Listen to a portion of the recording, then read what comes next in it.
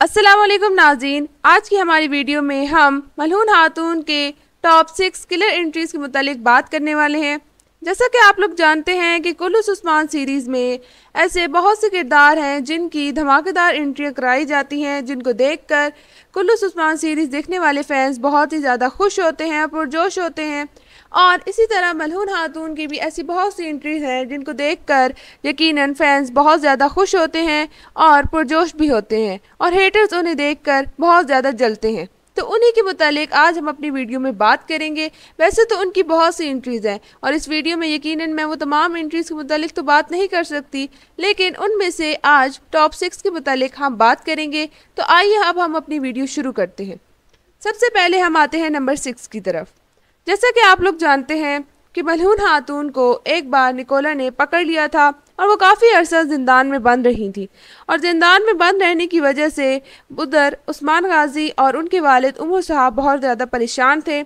उस्मान गाजी ने अपनी तरफ से पूरी कोशिश की थी कि वो मलहून खातून को वहाँ से निकाल सके, मगर जहाँ तक उस्मान गाजी का ख्याल था कि मलहून खातून अभी भी ज़िंदान में बंद होंगी, तो इसलिए वो उमर साहब से बात करने के लिए बाला खातून के साथ उनके कबीले तशरीफ़ लेकर गए। तो वहाँ पर उन्होंने एक हैरानकुन मंजर देखा। तो आइए देखते हैं कि वो हैरानकुन मंजर क्या है। Beyim, Osman Bey ve Bala Hatun geldiler. Osman Bey, Bala Hatun. Hoş geldiniz Osman Bey.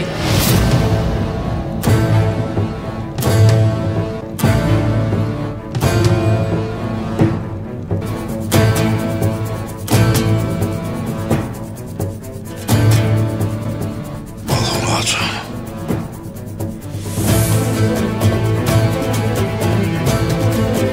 आते हैं नंबर 5 की तरफ। जैसा कि आप लोग जानते हैं कि कुल्लूस उस्मान सीरीज़ की सबसे कमाल खातून बेंगे खातून, ऐसी खातून जिसकी शर्त से उस्मान गाजी भी महफूज नहीं और वो जब भी चाहें, जिस वक्त भी चाहें, किसी को भी ढूंढ लेती हैं और किसी से भी किसी भी मौजू पर झगड़ना शुरू कर देती हैं और ये उनकी एक ख़ास खूबियों में से एक है। तो इसी तरह वो एक दिन इसी नीयत से उस्मान गाजी के घर तशरीफ़ लेकर आए कि अपना फारिग वक्त फिर से किसी के साथ झगड़ा करके गुजारते हैं।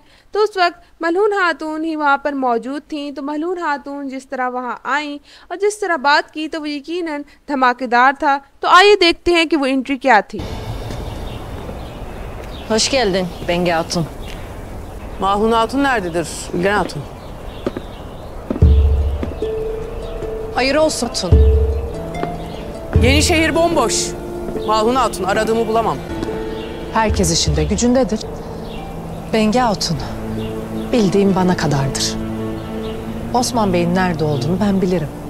Lakin Öktem Bey'in nerede olduğunu ben değil, sen bileceksin. अब हम आते हैं नंबर 4 की जानिब।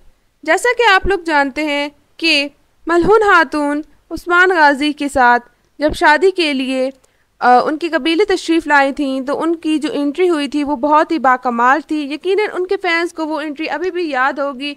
वो सफ़ेद घोड़े पर बैठकर एक खूबसूरत दुल्हन के रूप में उस्मान गाजी के कबीले में दाखिल हुई थी, जिनको देखकर मद्दाह बहुत ज़्यादा खुश हुए थे और हमने यकीनन उस सीन को बहुत ज़्यादा इंजॉय भी किया था।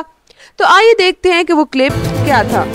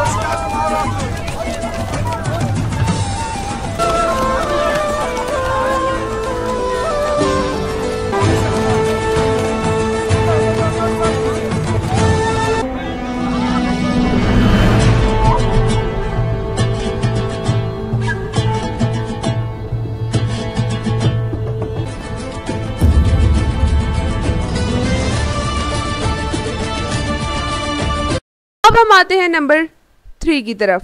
जैसे कि आप लोग जानते हैं कि मलहून खातून उस्मान गाजी के साथ काफ़ी ज़्यादा वफादार हैं। जब वो अपने बाबा के साथ थीं तो वो अपने बाबा के साथ इस कदर वफादार थीं कि कई बार उन्होंने उस्मान गाजी से भी टक्कर की थी, क्योंकि वो अपने बाबा के साथ इतनी वफादार थीं कि उनके सामने कोई और अहमियत नहीं रखता था। लेकिन जब उन्हें ये भी महसूस होता कि उनके बाबा कुछ गलत कर रहे हैं या फिर यहाँ पर उन्हें रुक जाना चाहिए, तो यकीनन अपने बाबा को रोकती भी थी।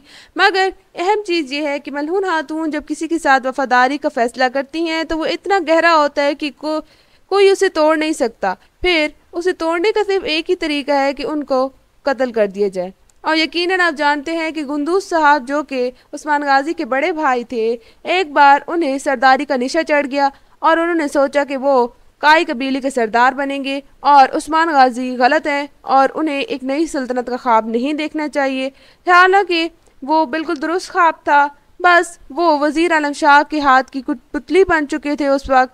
तो उस वक्त मलहून खातून ने सबसे आगे आकर बाला खातून के साथ एक धमाकेदार एंट्री की थी और ऐसे जवाब दिए थे कि गुंदूस साहब भी हैरान होकर बस वहीं खड़े के खड़े रह गए थे। तो आइए देखते हैं कि वो क्या था। Madem güzellikle gitmezler. Biz hiçbir yere gitmeyiz. Varsa yüreğin dışarı çıkasın. Ben Malhun Hatun. Osman Bey'in hatunuyum. Bana pusat çekecek kaya alpı varsa indi davransın.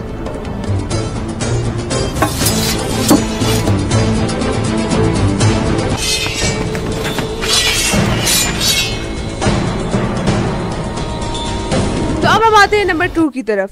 जैसे कि आप लोग जानते हैं कि एक बार उस्मान गाजी बमसी साहब के साथ निकोला के एक जाल में फंस चुका था और वो इस कदर बुरी तरह फंसा था कि अब बमसी साहब जख्मी हो चुके थे और उस्मान गाजी ही थे अकेले लड़ रहे थे उनके सिपाहियों के साथ, और उनके कोई और सिपाही भी वहाँ मौजूद नहीं थे जो उनकी मदद कर सकते। तो उस वक्त निकोला साहिब वो ये ख्वाब देख रहा था कि आज उस्मान नामी कहर से उसको छुटकारा मिल ही जाएगा, वो उस्मान का सर उड़ाएगा और जश्न मनाएगा। मगर वो क्या जानता था कि वहाँ पर एक ऐसे इंसान की एंट्री हुई जिसने ना सिर्फ बमसी साहब और उस्मान गाजी को भी बचाया, बल्कि निकोला भी उसके हमले की वजह से दुम दबाकर भीगी बिल्ली की तरह भाग निकला और अपने किले में जाकर पागलों की तरह चिल्लाने लगा कि वो कहाँ से आ गई और वो क्यों आई। तो आइए देखते हैं कि वो एंट्री क्या थी जिसमें उन्होंने निकोला को भी पागल कर दिया।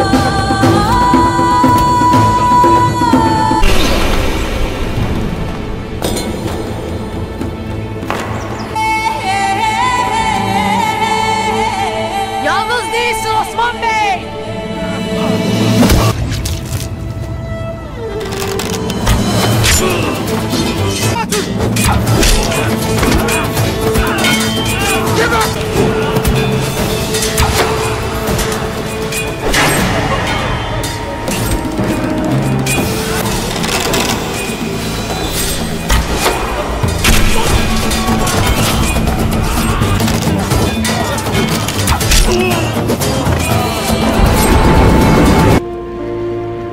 तो यकीनन ये एंट्री देख के मज़ा आया होगा।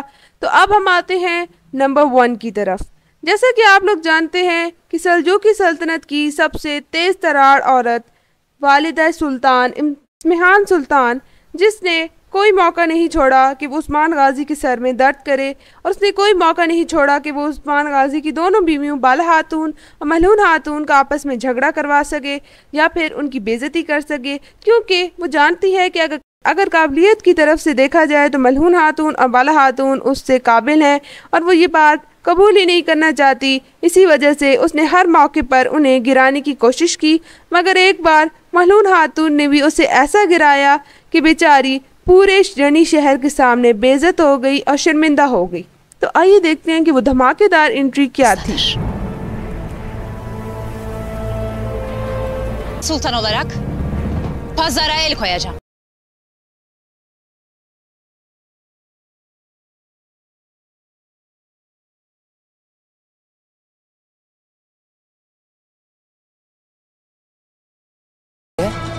Oo. Malhun Hatun.